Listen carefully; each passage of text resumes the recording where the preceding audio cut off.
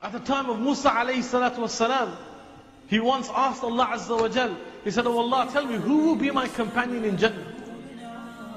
He asked, and Allah said, "A butcher." And he was shocked. He goes, "A butcher? Why will a butcher be my companion in Jannah?" So he asked, "Oh Allah, tell me, where can I find this man?" So then he's instructed that this man is in such and such place. And he goes. Remember, this is the Nabi of Allah. He goes and he sees this man in his butchers, and he's cutting meat. And Musa ﷺ just looks at him and thinks, okay, what's so special about this man? And at the close of day, this man, he picks some meat up and he takes it with him and he begins to walk home. And Musa ﷺ begins to follow this man until he reaches the home of this man. And he says to this man, "Will you not take a traveler as a guest?" And the man says, "Oh, why not? Come in." So he takes Musa ﷺ into his home.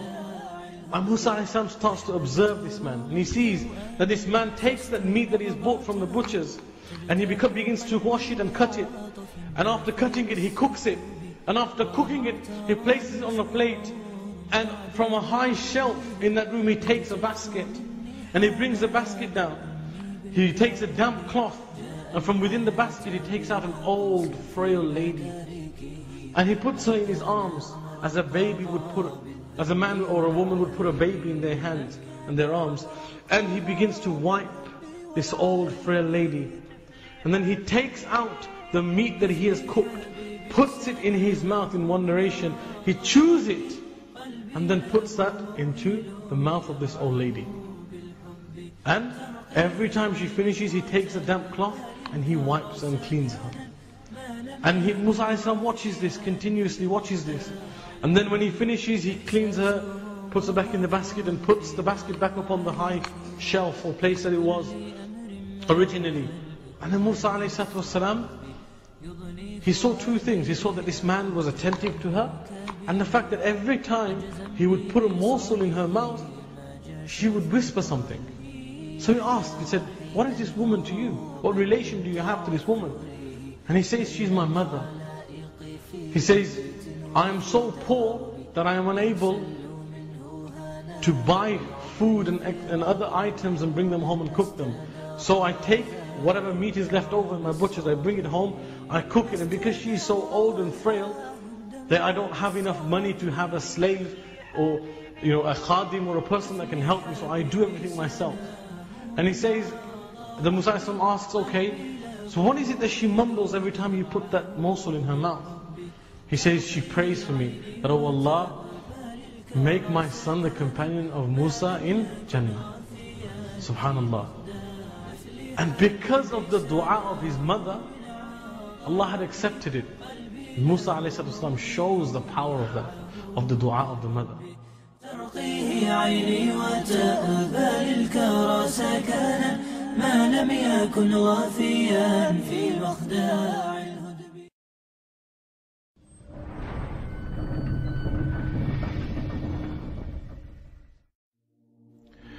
انسان جذبات اور احساس رکھنے والا دل رکھتا ہے. جب مل جل کر رہتا ہے تو کبھی اسے خوشی ملتی ہے، کبھی اسے نفرت ملتی ہے، کبھی اس کے اوپر محبت غالب آتی ہے، کبھی اس پر غصہ غالب آتا ہے. یہ انسان کی مختلف کیفیات ہیں. اس کی مثال یوں سوچئے کہ جیسے برتنوں کو ایک جگہ رکھا جائے تو وہ کھٹکتے ہیں، آواز آتی ہے. اسی طرح انسان جب مل جل کر رہتے ہیں تو ان کے درمیان بھی بسا اوقات رنجشیں ہو جاتی ہیں. لیکن اچھا انسان وہ ہے کہ جو غصے کے عالم میں اپنے آپ کو قابو کر لے. غصے میں بے قابو ہو جانا یہ کوئی اچھی علامت نہیں ہوتی. اس کی مثال یوں سمجھیے کہ گاڑی کو تیز چلانا کوئی مہارت نہیں ہوتی. گاڑی کو کنٹرولڈ چلانا یہ مہارت ہوتی ہے. وہ تو بچے کو سٹیئرنگ پہ بٹھا دیں اور وہ سپیڈ کو دبا دے تو گاڑی تیز چلے گی. تو تیز چلانا کوئی مسئلہ نہیں ہے، کنٹرولڈ حالت میں چلانا یہ مہارت ہوتی ہے. سیدنا حسین لانو کے گھر ایک مہمان آتا ہے. آپ نے اپنی باندی سے فرمایا کہ اس کے لیے کچھ شوربہ لاؤ. جیسے آج کل ہم چائے پیتے ہیں تو عربوں کے زمانے میں گھروں میں شوربہ ہوتا تھا تو بس گرم کر کے وہ دے دیا کرتے تھے.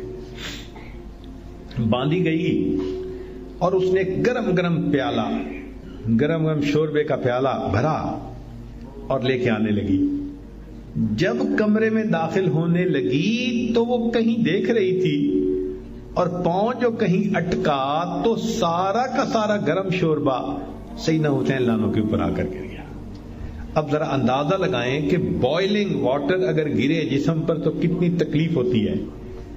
تو سیدنا حسین لانو کو بہت غصہ آیا کہ اتنی بے دھیانی. آپ نے غصے کے حالت میں اس عورت کی طرف دیکھا. وہ بھی اسی گھر کی تربیت یافتہ تھی، جانتی تھی کہ ان حضرات کا قرآن پہ عمل کیسا ہے. تو وہ کہنے لگی والکاظمین الغیظ، غصے کو پی جانے والے. سیدنا حسین لانو نے فرمایا اچھا میں نے اپنے غصے کو پی لیا. وہ کہنے لگی والعافین عن الناس، انسانوں کو معاف کر دینے والے. فرمایا اچھا میں نے بھی تمہیں معاف کر دیا. اس نے کہا واللہ یحب المحسنین، اللہ نیکوکاروں سے محبت کرتے ہیں. فرمان لے کے جاؤ میں نے تمہیں اللہ کے راستے میں آزاد کر دیا.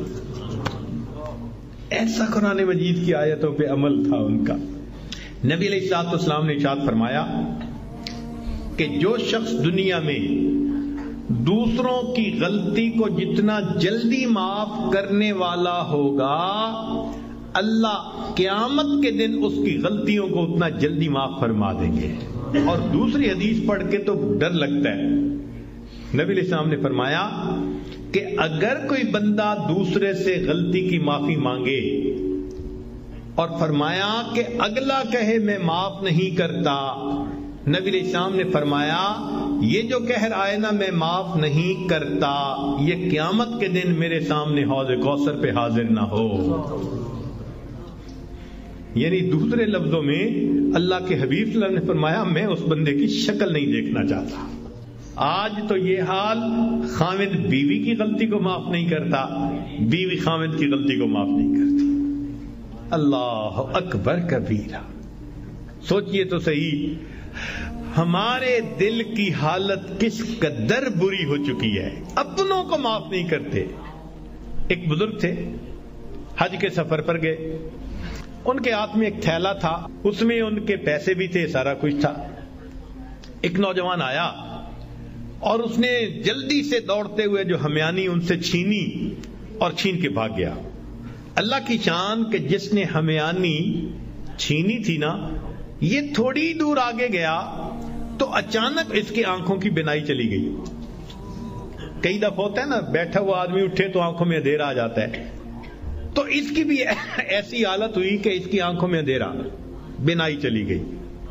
لو جی اس نوجوان نے تو رونا شروع کر دیا. لوگوں نے پوچھا کیوں روتے ہو؟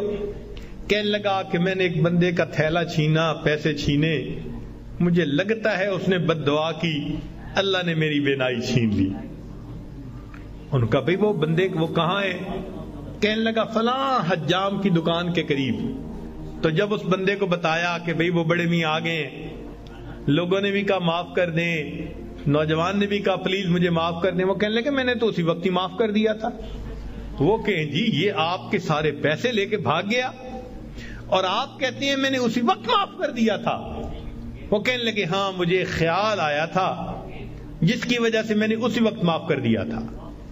تو لوگوں نے پوچھا کیا خیال آیا تھا؟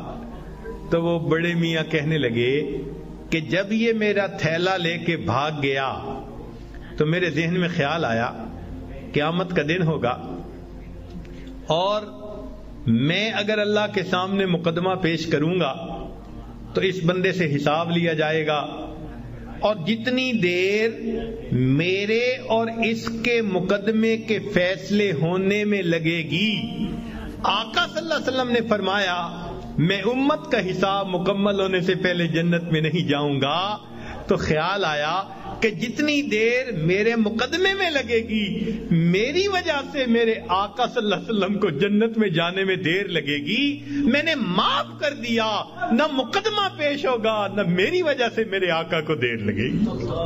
آج ہماری اگر یہ سوچ بن جائے تو ہم ہر ایک کو معاف نہ کر دیں کہ ہماری وجہ سے تو ہمارے آقا کو دیر نہ لگے نا جنت میں جانے میں۔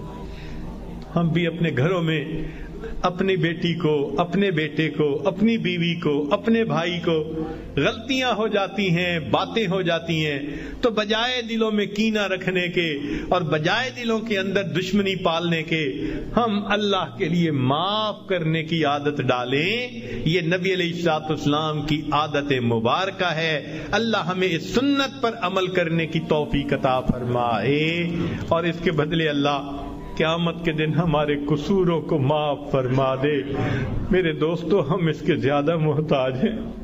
دوسرے نے تو ایک غلطی کی ہوگی اور ہم نے پتہ نہیں اللہ کے کتنے گناہ کیے ہیں۔